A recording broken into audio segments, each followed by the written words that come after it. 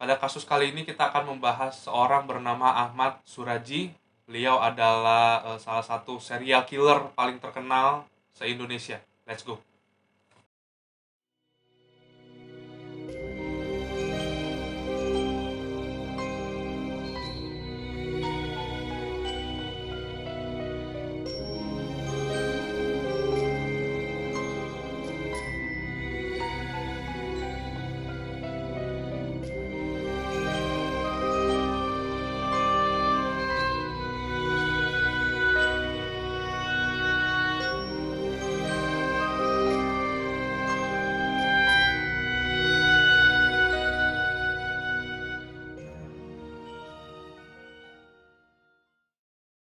Ahmad Suraji ini mempunyai beberapa nickname lah, namanya itu AS, Dukun AS. Kalau di berita-berita Ahmad Suraji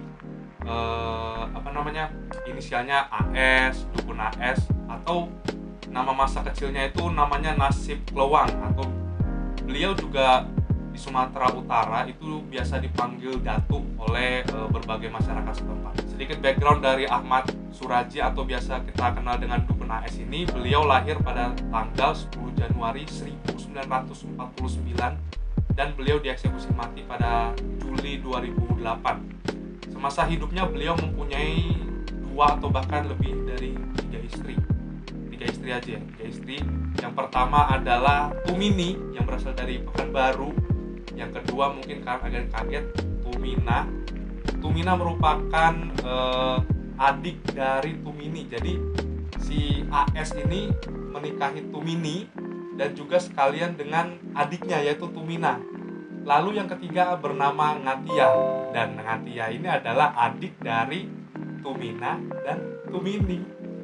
Jadi si Dukun AS ini menikahi satu paket itu keluarga. Dukun AS ini merupakan pembunuh berantai atau serial killer paling terkenal di Indonesia lah.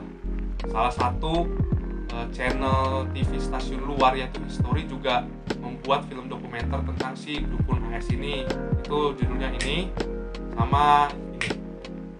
AS adalah seorang pelaku pembunuhan terhadap 42 orang wanita yang mayatnya dikuburkan di perkebunan tebu di Dusun Aman Damai, Deli Serdang, Medan, Sumatera Utara, yang berjarak kurang lebih 1.500 km dari Jakarta, yang 42 pembunuhannya dilakukan dari tahun 1986 hingga 1997. Pada tanggal 27 April 1997, seorang pemuda yang lagi cari rumput untuk hewan ternaknya menyusuri ladang tebu.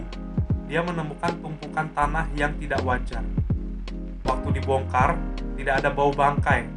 Langsung pemuda itu melapor ke atasannya dan ke pihak militer yang menyuruh mencoba dibongkar dulu isinya, mayat hewan atau manusia. Kami gali lah gitu, kami cucuk gitu kan, ternyata bau bangke. Bau bangke kan saya cium gitulah, kayu itu. Pulang saya ngapor kepada Kepling saya. Nah, disarankan sama Kepling, suruh ngelapor Koramil. Nah, lapor saya ke Koramil. Kata Koramil, tolong kalian bongkar. Kalau itu mayat jangan kalian pegang katanya. Jadi kalau kalian hewan udah kau tinggal terserah. Dan di hari yang sama juga warga itu langsung mencari lagi mayat-mayat yang tersisa di tanah tersebut, dan mereka menemukan 3 mayat lagi di tanah tersebut. Kondisi jasad dari mayat yang ditemukan oleh para warga juga sangat mengenaskan gitu. Jasadnya juga sudah telanjang, berbau busuk juga, potong kecil-kecil lah pokoknya. Salah satu korban dari pasien Dukun AS ini bernama Dewi. Nah, cerita dari Dewi ini berangkat dari salah satu kesaksian dari rekan Dewi ini bernama Andreas.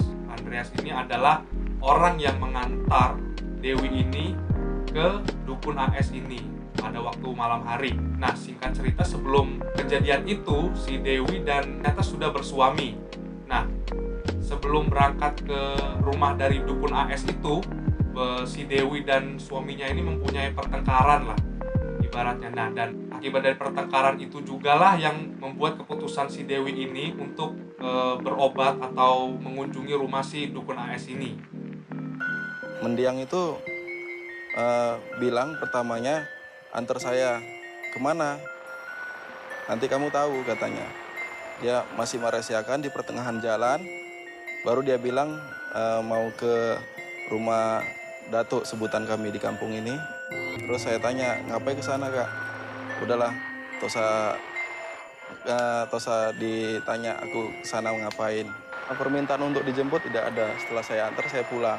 Namun pesan yang terakhir, keberangkatan dia ke rumah dukun ais itu jangan dibilang siapa-siapa, termasuk orang tuanya. Setelah saya lihat, saya bilang ke orang tuanya, kalau 3 hari yang lalu saya antar Sri Kumaladewi mendiang ini ke rumah dukun AS. Setelah itu keterangan saya ditindaklanjuti oleh kepolisian. Nah, berangkat dari pengakuan si Andreas ini, polisi dan juga pihak-pihak berwenang itu menindaklanjuti laporan tersebut dan memeriksa kediaman si AS ini.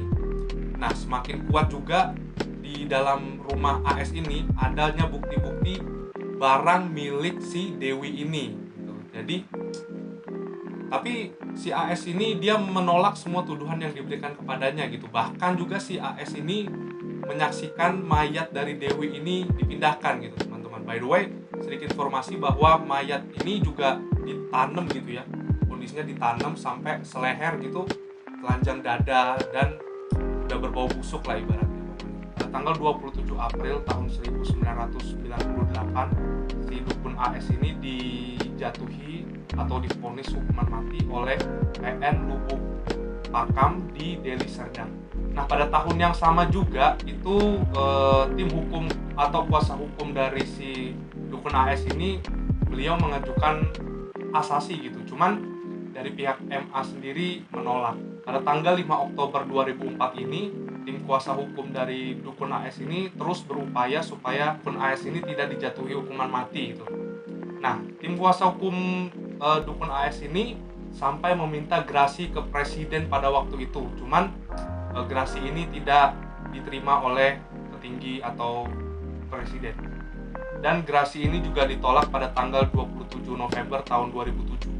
Nah, pada tanggal 10 Juli tahun 2008, dukun AS atau biasa kita kenal dengan Ahmad Suraji menghembuskan nafas terakhirnya.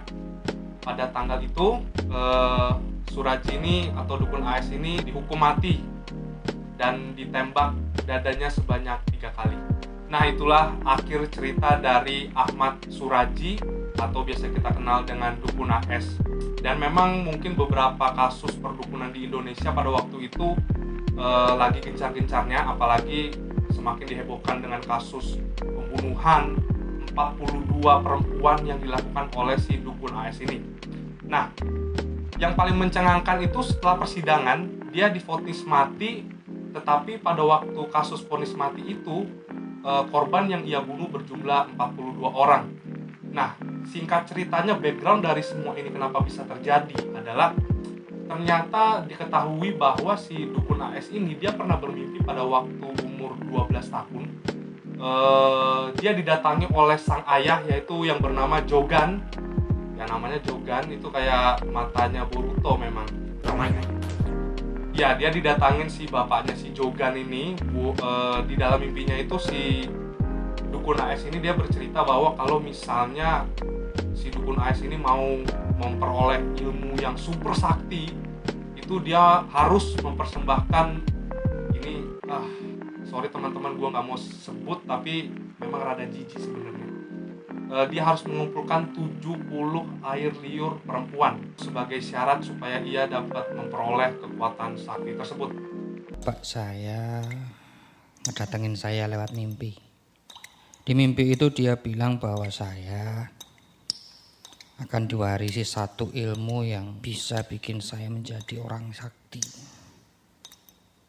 Syaratnya itu saya harus membunuh 72 wanita dan menghisap air liur mereka. Itu syaratnya. Nyawa 72 wanita. Dan mungkin ini hal yang paling lucunya lagi di kasus ini adalah semasa masa tahanan atau detik-detik menuju hukuman mati dari si dukun AS ini, ternyata dia malah bertobat itu. Karena yang diketahui juga, saya juga melakukan research itu, di penjara dia melihara ikan sebenarnya dan berperilaku baik karena beliau juga berharap langsung mendapatkan gerasi dari presiden karena berperilaku baik di masa tahanannya dia. Tapi tidak dapat dipungkiri juga bahwa si Dukun AS ini merupakan psikopat ya. Dia secara sadar penuh membunuh 42 perempuan untuk dijadikan tumbal atau misalnya persyaratan supaya dia mendapatkan ilmu sakti tersebut. Itulah kisah akhir dari Dukun AS yang super absurd dan wadaw ini. Dan channel kita ini membahas tentang konspirasi-konspirasi di luar ataupun dalam negeri, misteri-misteri. Makanya nama channel ini adalah Daily Mystery. Jangan lupa tekan tombol like, thumbs down juga boleh, komen, dan tombol subscribe-nya dan notifikasi